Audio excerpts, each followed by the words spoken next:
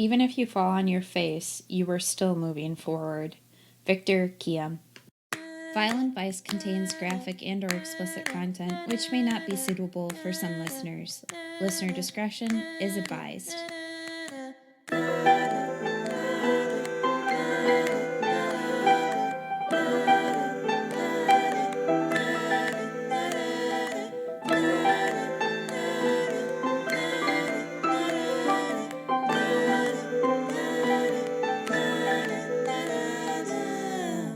Hello, everyone, and welcome to Violent Vice. My name is Audi Griffith, and today we have a lot going on here, a couple of life updates, a couple of plugs, and we just want to thank you guys so much for listening and sticking with us. I know we've been gone for a little bit, so it's nice to see ya. Anyways, so you might be wondering what's been going on and why we had to kind of postpone a couple episodes. Well, as you guys all know, life tends to happen, and well, Matt and I are moving across the country to Nevada in May, so it's pretty quick, and there's a lot going on with that. So I apologize that we haven't been able to release episodes on the regular like we normally do. If you guys stick with us through May, we will be back on the regular then, and it should be a lot more easier to stay in touch with you guys. So again, I apologize. There's just a lot of work to do, like searching for apartments, moving everything we have, all that good stuff. So thank you guys for your patience with me, and that is amazing that you guys are still listening. Now you guys also may be wondering, where's John John? Well, John John's a little under the weather today, and it's been a little while since we released an episode, so we wanted to give you guys at least a little mini-sode here to kind of fill in the gap between episodes. And today we will be covering Tesla Conspiracies. Woo, woo, woo, woo. So, guys, this is just awesome, and there's a lot going on here, and I will get into the bigger ones, deeper ones another time, but I just wanted to cover a couple of the quick small ones that I have mentioned throughout the last couple of Tesla episodes.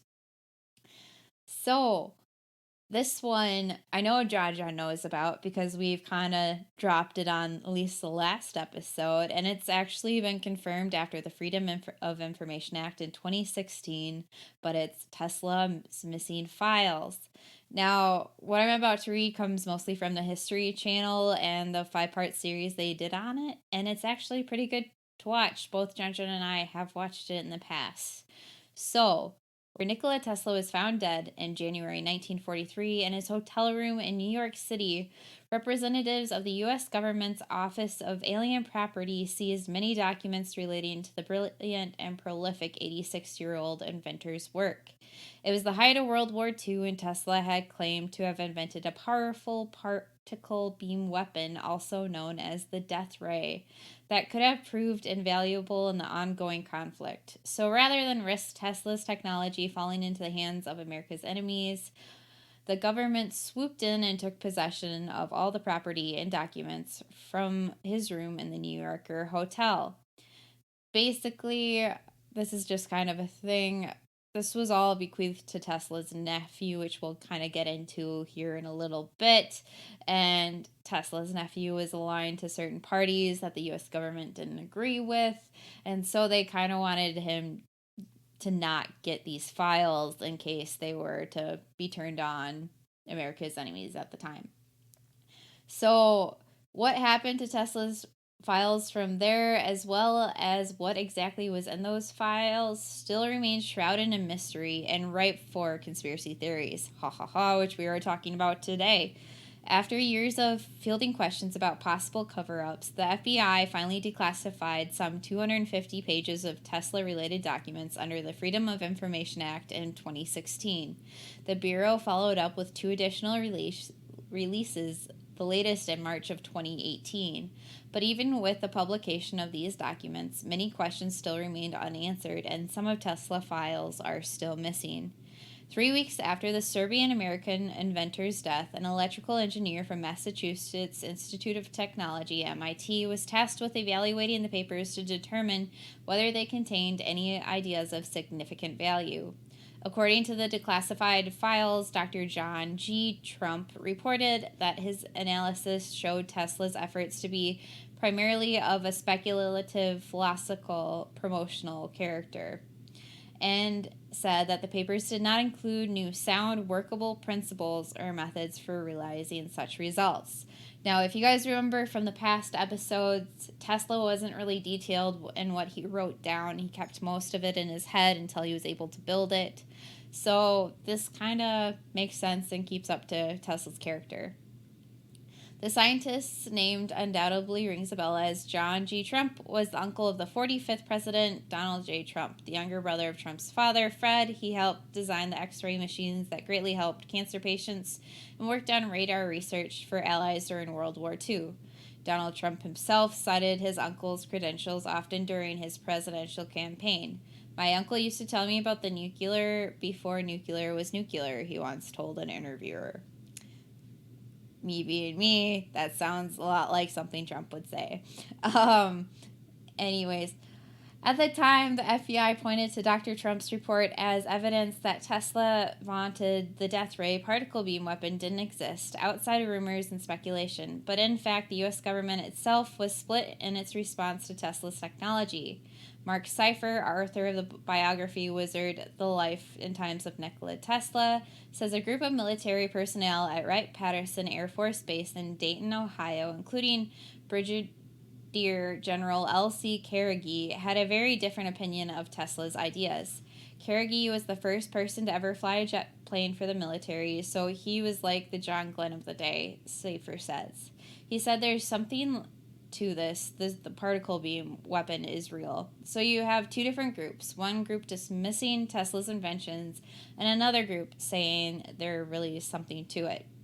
Then there's the nagging question of the missing files. When Tesla died, his estate was to go to his nephew, Sava Kosnovic, who at the time was Yugoslavia ambassador to the U.S., thanks to his familial connections with Serbia's most celebrated inventor, Tesla.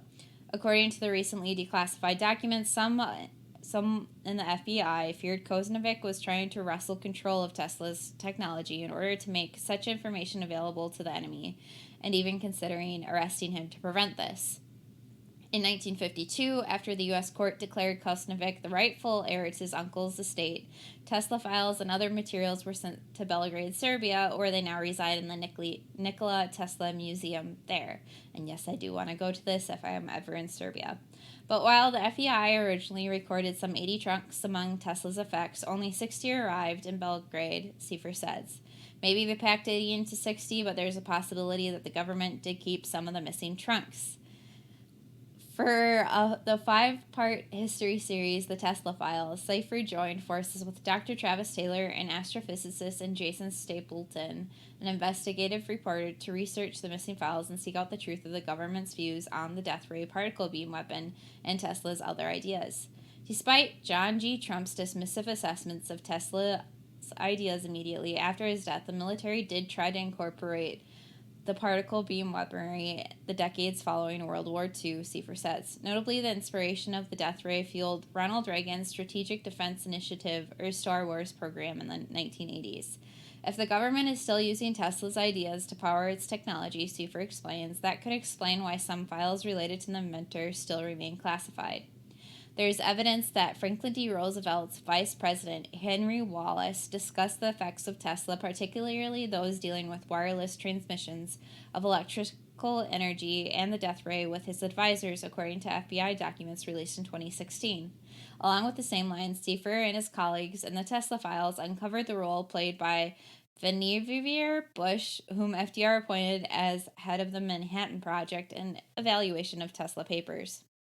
They also looked at the possibility that FDR himself may have sought a meeting with the inventor just before he died. By visiting some of the key places in Tesla's life, from his laboratory in Colorado Springs to his vast living quarters in Hotel New Yorker, to the mysterious wireless tower he built in Wardenclyffe, Long Island, Seifer, Taylor, and Stapleton sought to unravel some of the mysterious surroundings celebrated by the enigmatic inventor. They also traveled to California, where some of Tesla's other groundbreaking ideas, many of which were seen unrealistic or even crackpot during his own lifetime, now fuel some of the most dominant industries in Silicon Valley. Although some of his more sensitive innovations may still be hidden, Tesla's legacy is alive and well, both in devices we use every day and the technologies we will undoubtedly play a role in our future. Tesla is the inventor of wireless technology. He is the inventor and has the ability to create an unlimited number of wireless channels, Seifer says, of the inventor's lasting impact. So, radio guidance systems, encryption, remote control robots, it's all based on Tesla's technology. So, kind of digging into this a little bit, with Trump's involvement and the dismissive versus, like, yes, it's still an impact or whatnot. If any of you guys have heard of Project Pegasus, which is another conspiracy theory that we won't get into today, but if you do want to listen up on it, I believe it's episode 102 and 103 of And That's Why We Drink did a pretty good job explaining it. This article kind of ties into that and makes it a little bit more believable, in my opinion. So, overall, a true conspiracy theory proven true after the Release of Information Act, and I kind of wonder what they are still hiding today. So, this next one, I do have to say, is very conspiratorial. I kind of think it's more Edison and their feud, but this one states that JP Morgan was the one to set Nikola Tesla's lab on fire. So, JP Morgan wanted Dr. Tesla to sell all of his patents to him and his business so that he could maximize his gains further. He was willing to pay Dr. Tesla rich returns for the same. Dr. Nikola Tesla realized that the consolidation of the patents in the hand of such a monopolistic tycoon would mean that its benefits would never reach the common man. Hence, Dr. Nikola Tesla refused. Morgan was not a man to let go of insult. With this refusal to sell the patents, Dr. Tesla had now snubbed Morgan thrice. Dr. Nikola Tesla was habituated to work late in his lab. Once immersed in his work, he used to forget time and even skipped his meals. One night, he was similarly busy working in his lab when an impulse made him want to leave the lab for dinner. As he dined, there came a knock on the door.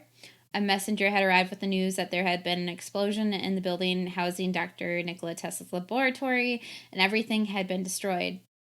Tesla ran throughout the street to where all of his dreams, visions, works, patents, and his memories were housed, but in vain. The fire brigade was dousing the flames, and nothing remained. To the greatest monument to the technological advancement of mankind had been wiped off with no time. The totality of his technological achievements was burned into vapor. All that remained was Dr. Nikola Tesla himself. Was it Dr. Nikola Tesla's refusal to grant his patents to Morgan that resulted in the blaze? Was it the fallout of the War of the Currents between Edison, J.P. Morgan, and Tesla? Was it any other adversary to Dr. Nikola Tesla who did it? Or was it just another accident? No conclusive evidence to the end exists, and time will keep its secrets. The next I've heard of, and it would make sense for the time, but it was that Dr. Nikola Tesla was murdered. This conspiracy states that Tesla was murdered by powerful bankers from the US because Tesla's project to provide free energy to the world was not convenient for their economic interests. And this one I can actually get behind, just because of everything going on in the time. The second conspiracy says that Tesla was murdered because some people thought he had advanced studies to create WMD, which I'm not quite sure what it was. One thing that cannot be denied is Nikola Tesla had a brilliant mind, and he developed several interesting projects which were decades ahead of their time. But the nature of his inventions, military intelligence circles, or giant corporations could be interested on Tesla's projects. Just a reminder, for another conspiracy theory, we did talk about the extraterrestrial signals Tesla received from outer space. Those were the rhythmic pulses emitting from a star that came in radio waves, and that was confirmed in 2019 by NASA. So, yeah, that's kind of it for the small conspiracy theories. But again, I do want to shout out to And That's Why We Drink. They did amazing coverage on episode 102 and 103 of Project Pegasus, which could be some of those inventions that, were why he was killed and all that stuff, if you believe that Nikola Tesla was murdered. And I just find that Nikola Tesla's later life is covered in mystery, and there's a lot of speculation going on there. And I can't personally wait to see what the future holds and what can all be uncovered about this really intelligent man. So, guys, with that, I'm going to sign off, and we'll see you guys next week. Thank you for listening to Violent Vice Podcast. Cover art is by Audi Griffith. Music by Annabelle Reback. You can follow us on Facebook and Instagram at Violent Vice Podcast, or on Twitter at Violent Vice.